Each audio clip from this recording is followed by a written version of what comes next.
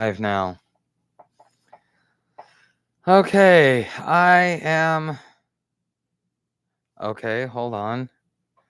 Um, crap. Damn it. Hold on, I gotta switch the camera. Edit. Cancel. Okay. Well, this is gonna be really interesting. Did Salem stuff on your computer and mess something up? No, I don't know. What ended up happening is that no. Oh,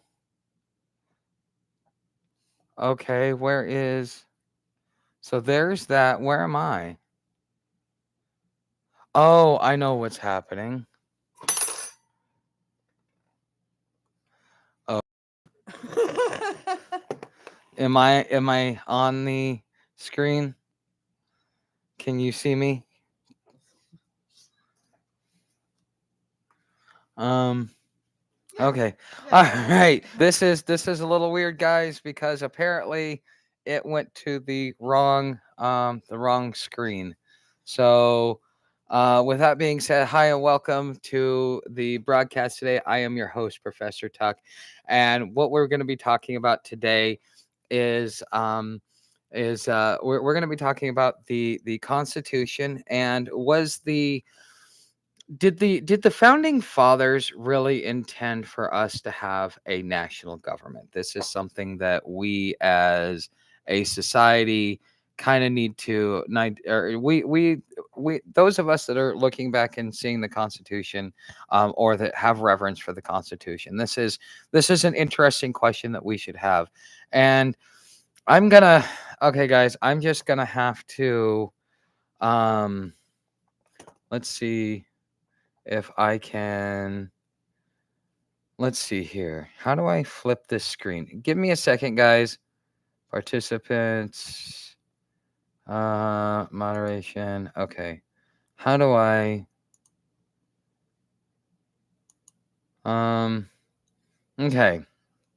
Well, guys, today is going to be an interesting live stream because apparently I tried to do it through my I tried to do it through my webcam, and I have two on my laptop. One on my keyboard, which is the one you see right here, and then you also see there's also one on my that's my webcam, and that was working, but for some reason I have no ability to um. Let me see if I have the ability to. Okay, no, I do not. Okay, so what we're going to be talking about today is we're going to be talking about the intent of our founding fathers. Did they intend when they wrote the Constitution to have a national government or to have a centralized government? And quite frankly, if you go back and if you read the Federalist Papers and the Anti-Federalist Papers, you'll get a much different opinion of the matter if you're not going and looking at the you're not looking at what they tell you in basic history class when you're in elementary school, because they're not really going to cover this type of thing, and they're not going to really uh, uh, uh, do much with it to begin with. So sorry, guys, I've got a lot of distractions. Normally, this broadcast goes a lot smoother. So, for those of you that are here, much appreciated. Thank you. I'm trying new things out, new different things out. As you can see, those are my hands. But I screwed up on the camera. I picked the wrong one. I thought I had the right one, but apparently I don't. Um, let's see here. And there's no other way to do it. So if you guys have any questions in chat, if you are a member in chat, if you are part of the podcast lovers, you have the ability to chat to ask questions. If you're not part of podcast lovers, you will and you would still like to be a part of the chat, you could also come over to Patreon and join us in the green room. The green room, we get to do a talk about 30 minutes before the broadcast, and then we do the broadcast, and then we talk for about 30 minutes after the broadcast and kind of share what's going on. This broadcast lasts anywhere from 30 minutes to an hour, depending upon the topic and the type of interaction in which I have, whether it be through the chat in the green room or through members chat here on YouTube. So I strongly encourage you guys to come and join me long term here with this broadcast. So, anyways, the big fight with the when the Constitution was first getting ratified. So we were originally under the Articles of Confederation. Under the Articles of Confederation, government really was nothing more than an administrative service. It didn't really have any teeth. It had no authority. It was just there as a way to keep records. And because it was, they were trying to keep records and everything else like that, they didn't have the ability to lay and collect taxes to be able to pay the war debt. Each of the states had to pay a portion of the war debt. But the thing is that at that point in time, once they had gotten away from the king, they decided to go to a fiat currency called the colonials because it was so successful. Because the whole thing that started the Revolutionary War to begin with was the fact that the colonists were using colonials in tandem with gold and silver, and so therefore they had a vibrant economy because they had two forms of currency, one for internal currency and one for public currency, such as paying taxes or doing international business. Because the colonials were not accepted internationally, only gold and silver was. But it was a way for the people to be able to sit back and to sit back and conduct commerce, and it led to a very vibrant economy. Once the Crown Bank of England found out about this, they decided to petition the king. The king made the colonials illegal, and then we got basically a Great Depression back then. It decimated the economy, expanded homelessness, caused a lot of people to lose a lot of stuff, and so through that, it led to the Boston Tea Party and eventually the Declaration of Independence and the Revolutionary War. And with that, it led us down a path for a few years where we were self-governed. But we lacked the ability to be responsible in the things in which we did. So therefore, you had a delegation that was sent to what is now known as Constitutional Hall. And when they went into Constitutional Hall, their whole premise was, or their whole goal was to sit back and to fix the Articles of Confederation. And by fixing the Articles of Confederation, uh, I will wait to see if there's any chat. But in order to fix the Articles of Confederation, they ended up rewriting the whole document. Now, they could have done something very simple to, keep the government without teeth, or to keep the government without having the ability to expand, because it was nothing more than a record-keeping administrative service. So all they really had to do was give the government the power to lay and collect taxes and to coin money, and the Articles of Confederation would have been fixed. But what they did instead is they decided to write a whole new document. When they wrote this whole new document, they had a whole new way of thinking about this. Now, in history, you'll hear that the Federalists were real Federalists, and then the Anti-Federalists were the bad people, and it was the Federalists who won. Which history will tell you that the Federalists won, but that's not necessarily true. The Federalists didn't win.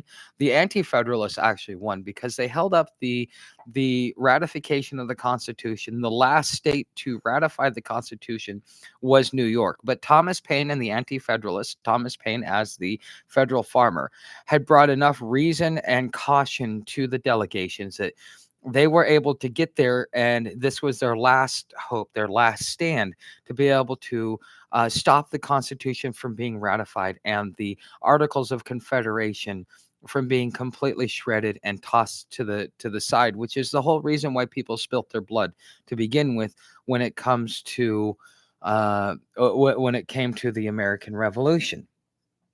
But Thomas Paine was able to explain to the delegation that we as human beings, we had certain rights. And this goes all the way back, if you've ever heard of the stories of the Black Robe Brigade. The Black Robe Brigade was a a group of preachers that during a time when we were having a Christian revival in America, they were the ones that were parroting that you were endowed with certain rights, unalienable or unalienable rights from your creator, and that no man or no government should or shall ever be allowed to infringe on those. And that is what inspired Thomas Paine and his Bill of Rights, the first 10 amendments that we get to the Constitution. Now, he was trying to stop the ratification of the Constitution. But the New York delegation, what they chose to do is they chose to do a conditional ratification of the Articles of Confederation, or excuse me, the Constitution. They said in 1787 that they would conditionally accept it upon the completion and the addition of the Bill of Rights in order to ensure that what Thomas Paine was saying would not come true. If you've ever gone through and if you've ever read anything from what Thomas Paine wrote as the federal farmer, one of the things that sticks out is that he called the president of the United States nothing more than an elected king. And this is essentially what we have come into. If you go read the Anti-Federalist Papers, if you listen to what the Anti-Federalists, which were true Federalists, what they were actually saying, most of that has come true. Everything that they said that the monarchists, i.e., the Federalists, wanted to do, they have accomplished. So, was the Constitution written in such a way where it would allow for the slow nationalization and erosion of states' rights, community rights, and stuff like that? Was the Constitution written in that manner? If you understand the history, you could say yes and no, both at the same time. Yes, because the Federalists, also known as the Founding Fathers, truly envisioned a strong national government. But did they envision a strong national government to the level in which we have? And the answer to that is no. Also, we had a division in this country where you had a lot of people that had already suffered under British rule. If you watch a really good, what's it called? A really good, it's kind of like a docudrama. It's called Outlander. It starts with, I can't remember the name of the battle, but it follows the battle of, I think it's Collando. It was a Scottish battle with the British, and then later on he would end up making it to the Americas, where he would end up participating in the American Revolution. And most of the people that were here in America were the Scots and the Irish that were running from British tyranny to begin with, which is what allowed for the uprising to happen. Because for so many times, I've heard the story of Bloody Mary. And the story of Bloody Mary is that she invited the heads of the Scottish royal family and the Irish royal family, and while they were gone to meet her, her troops were sent in there to overtake them, and then she beheaded the leaders of the Scottish and the Irish, and that's how they became the United Kingdom. And ever since then, they've been in the middle of a civil war, trying to trying to reassert their independence because they were a loose federation that came together. They were a group of islands or part of the island that had come together and said that we want to form a federation. But the thing is under British rule, they decided to conquer their friends. And so out of that led to a mass exodus over here to the Americas of Scottish and Irish. And so when the British tried to do the same thing again, you had a certain amount of people that still had genetic memory of what had happened over previous generations under British rule, and so therefore it was easy to inflame the fan to flame the fans of the American Revolution. So you could imagine how important to those people the first through the 10th amendments are: the right to speak freely, the right to defend yourself, the right not to have double jeopardy, the right not to have cruel and unusual punishment, the right to have privacy in your effects, the right to govern yourself and to seek out your own truth in life. And so for people like that, this is where the division of the country really started at, is that it started in the fact that you had those that were refugees from British the political overreach, let's say, and they have made it here to the Americas, and they no longer wish to participate. And being so far away, the British Crown had a hard time actually. Keeping a hold of the colonies. And the main reason why the Americans won the American Revolution wasn't because our fighting strength. George Washington only won one battle. He is one of those generals that actually lost every single battle that he had. Even the one that started the 7 Years' War, he lost the battle. He is the first of of our ruling elites that have fallen up as they fail.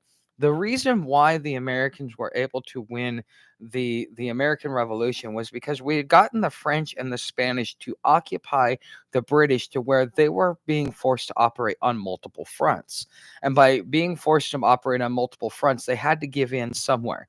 And when George Washington, in a last desperation, decided to cross the Delaware in the middle of winter, I think it was a Christmas Eve or something along those lines, I crossed the Delaware with frozen rifles and stormed the garrison. But the thing was, it was a holiday season.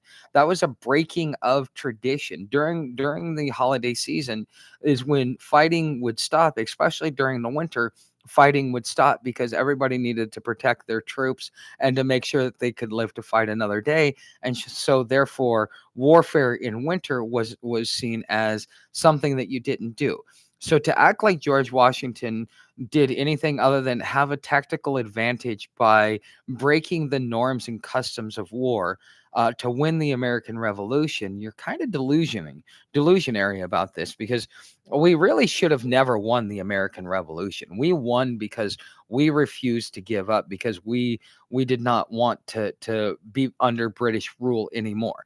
Not only that, you had Thomas Paine, who would later become who was really the first founding father of America, but he is the one who wrote the Articles of Confederation and inspired the American Revolution so that you could have the aggrieved Britons. Because most people were like, yeah, we don't care, we're happy under British rule. But then when Thomas Paine wrote Age of, or not Age of Reason, he wrote Common Sense. His main uh, argument was that as British citizens, that they were being mistreated by their government, and so therefore they needed to stand up and hold their government accountable. And if their government was not going to be accountable, then they needed to separate from that government and begin their own self-governance, because the British Crown had violated the public trust in the way in which it conducted itself and the way in which it treated its citizens. Does that sound like something that we're going through right now? Um, okay, thanks, Clyde. There is a lot of things that really went on. That if we really sat back and looked at history, we're very lucky to be an independent country. It is because we had good politicians, not good military leaders, because George Washington sucked. Okay, he was a commanding general, but he was also probably one of the worst generals that the British Army had at the time. He was ambitious, he was reckless, and he caused more problems than he ever solved. So going back to the same question, did the founding fathers intend for us to be a national government or to be a local government? Well, based upon the history, it says that they wanted us to have a strong national government. Why would they do a joint venture, which is essentially what the Constitution is? A joint venture between the states, the elites, and the people to build a top-notch country. And part of building that top-notch country meant that we would become rulers of the world. We would replace the British Empire. And so therefore, the way you can become a strong national competitor in the sphere of global influence is to have a strong military. And you can't have a strong military when you have 50 states bickering amongst each other that don't want to go to war because it's not in their best interest. But on a national interest, on an international interest, in order to assert dominance, to be able to gain favor in situations where you normally wouldn't have favor, such as trade negotiations, because you're coming from a place of power, it was in our founding fathers' best interest to set the framework, or the possibility of the framework, for us as the people to mold into a strong national government. But the thing is the way in which the government has expanded its power and abused its power is the same way in which every other regime in history that has risen to become a world power and fallen. We have fallen lockstep in the same way that everybody else, that every single other civilization has gone in our rise and fall. We were there to protect the people, to benefit the people. The government was there to be a necessary evil to ensure the safety and security of the people with the least amount of rights and with the least amount of rights and resources given to be able to accomplish that, to the point now where we have at least 30 to 60% of our economy is complete government. If the government were to collapse right now, we would lose at least half of our economy, if not more, because of everything that is tied to it. The government has gotten to a point where it is a strong national government, but it is so intertwined that if it were ever to go away, the whole world around it would collapse. And this is why we talked about last week on Community Wednesday about funding coming from the national level. So I had a conversation with a friend, and we were talking about how the city that this person lives in needs a new water treatment plant. But the thing is that the local people are unwilling to pay their taxes, to pay higher taxes in order to be able to do that. But yet they still want the new water facility. So what the city has planned to do is to make themselves and get everything set up so that they can go and they can get a grant from the federal government to be able to do that. But what happens when they get that grant from the federal government is now the federal government has the ability to police, monitor, and enforce any policy or rules or anything else it deems fit. Because when I give you a dollar, I own you until you give me that dollar back, even if it's your own dollar that they're giving back to you in the form of government, because they collect it in taxes, so therefore you've earned it. But the thing is that is there to support the government. It is not there to support you. And by allowing the government to make an investment in you is now giving them the opportunity to give you a dollar to control your very actions. And so therefore a city loses its autonomy, loses its ability to be free. Now, there is another channel which I've watched. It's called Not Just Bikes. And Not Just Bikes talks about how cities are expanding and how they're kind of stuck in this cycle of perpetual growth. And with perpetual growth, what ends up happening is that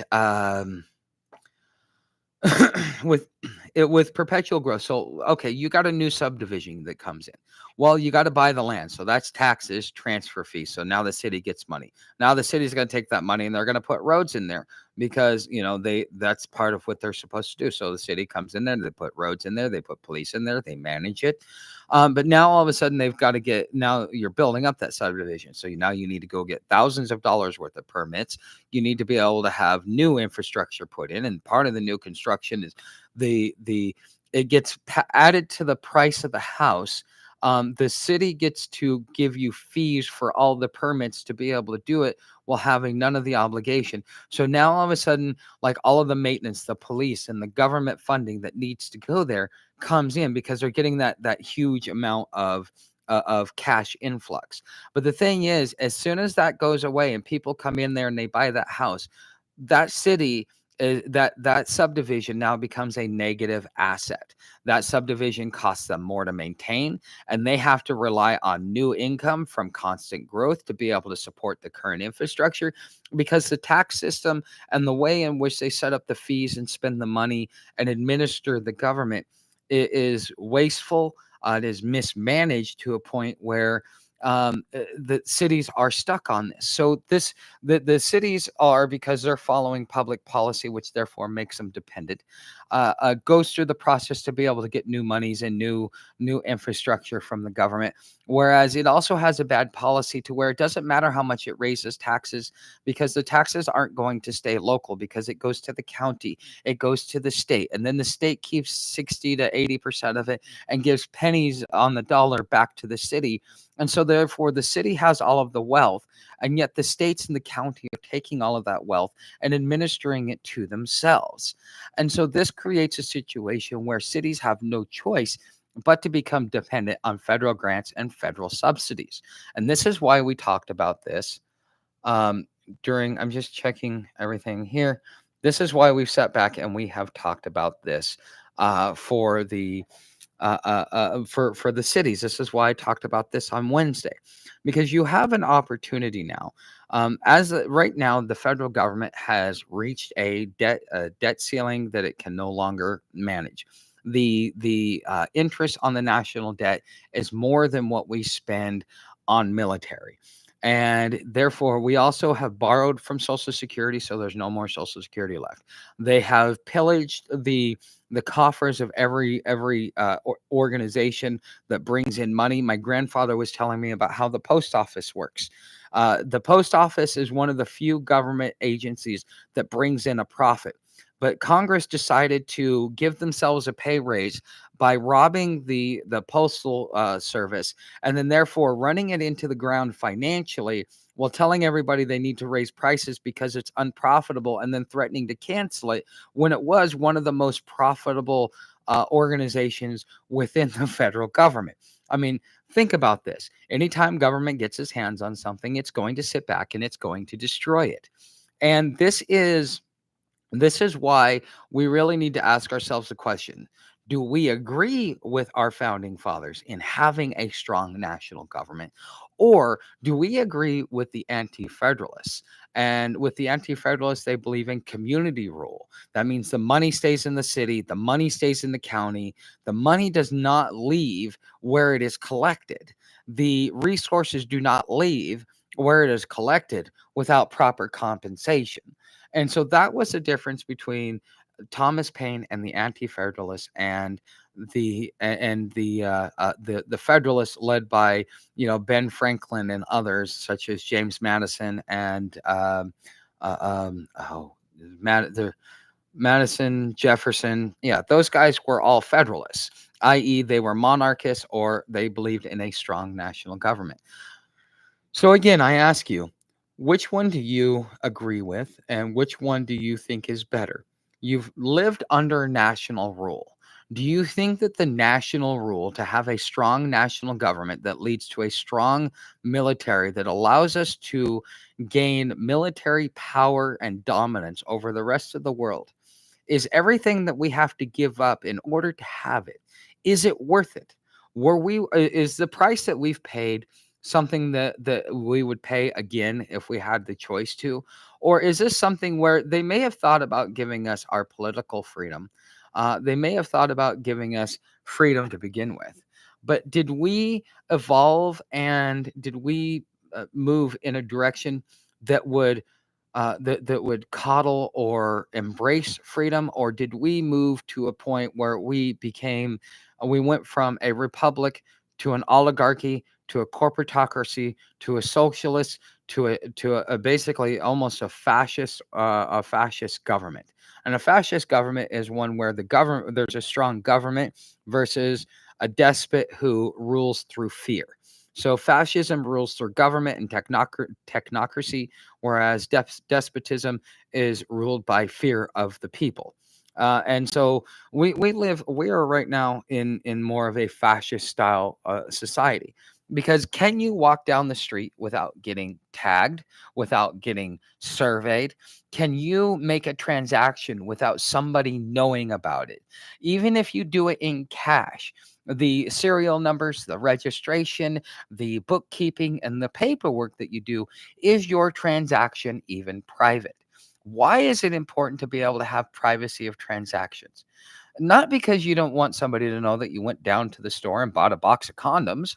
It's that what you buy is your business. What you do is your business. If you do no harm, if you're not harming anyone else uh, or yourself, then what does it matter what you do? But the government has proven itself to be so afraid and so insecure in itself and its ability to rule, that it feels that it has the necessity to rule you through monitoring your daily activities, so that not only could they prevent any possible uprising to maintain and keep their power, allowing them to spin out of control. And allowing them to do things like this. This is where we're at right now. Do you think that this is the government that we should have had? Because in a lot of ways, this is the very government, the very foundation, the very loopholes that were put in the federal government by our founding fathers, i.e., the Federalists, to be able to be used in the future in the slow establishment and slow erosion of a strong national government? Or do you agree with Thomas Paine and the anti-federalists who brought us the Bill of Rights and inspired the American Revolution to a point where we could actually have this country and even be able to have this debate about whether or not we did right or did wrong?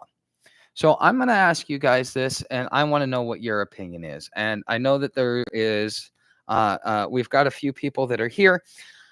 This is the broadcast. If you would like to become part of the green room, I'd like to encourage you to come on over to Patreon. The link's down in the description. If you would like to support the broadcast in other ways, come on over to hobotuck.com. Eventually, this is going to go away, and I am going to be self-hosting everything I can. As you saw, for temporarily, I was reposting a lot of the stuff in which I had. So, with this being said, I would like to invite you guys over to hobotuck.com. Help keep the broadcast alive, because without your support in memberships, in the tip jar, in all the different ways in which you can help, it's really hard for me to be able to keep the doors open and to keep doing this. So for those of you that are here that are part of this, I would like to say thank you for those of you here on YouTube. And I will fix the camera next time. Right now you're staring at a ceiling, but next time you should have a front facing camera. But just know, if you want to be able to participate in the chat on YouTube, you need to pay the $2.99 for the podcast lovers membership, and then that will give you access to be able to chit chat with this along the way. And so for those of you that are in the green room, hold on for just a moment while I close out the live stream, and we will go into the after party. You guys can unmute if you'd like.